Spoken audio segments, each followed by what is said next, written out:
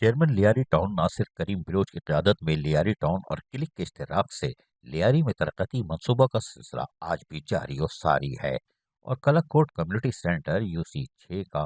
سر نو جو تعمیر کا کام تھا اس کے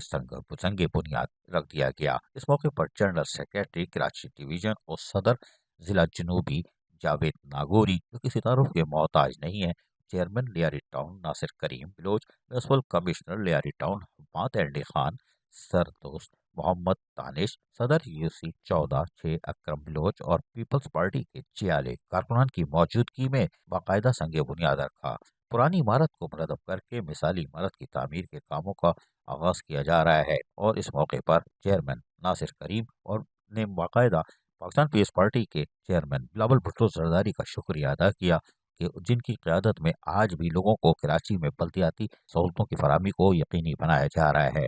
اس موقع پر چیئرمین ناصر کریم نے کہا کہ کراچی کی سطح پر پاکستان پیپلز پارٹی سندھ حکومت جس طرح ترقیاتی کاموں کو انجام دے رہی ہے اسے کراچی کا انفراسٹرکچر تبدیل ہوتا جا رہا ہے، جبکہ لیاری ٹاؤن میں بھی ہماری کوشش ہے کہ سندھ گورنمنٹ کے تعاون یعنی کلک کے تعاون سے اب جو بھی کام کروا سکتے ہیں لوگوں کو دہلیز پر ان کے بلدیاتی سہولتوں کی فراہمی کو یقینی بنایا جائے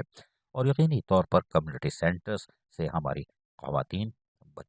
بچوں کو یقینی طور پر سہولت حاصل ہوگی۔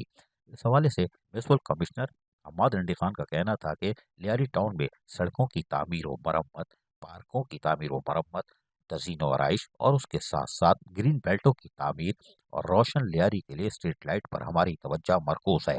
جبکہ نوجوانوں کی جسمانی نشو و نما پر بھی ہماری مکمل توجہ ہے۔ اس حوالے سے لیاری ٹاؤن میں تمام محکمہ جاتی افسران کے ساتھ مل کر تعمیر نو کا کام جاری ہے اور لیاری ٹاؤن آنے والے دنوں میں کراچی کے ایک ماڈل ٹاؤن میں تبدیل ہوگا۔ عزیز عارف، KBS بلدیاتی نیوز کراچی۔ ایسی ہی خوبصورت ویڈیوز فیوچر میں حاصل کرنے کے لیے ریڈ بٹن پر کلک کر کے اور بیل آئیکن کو پریس کر کے ہم سب کے سبسکرائبر بننا مت بھولیے۔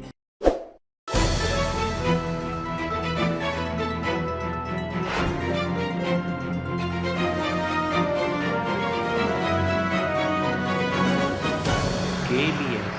بلدیاتی نیوز۔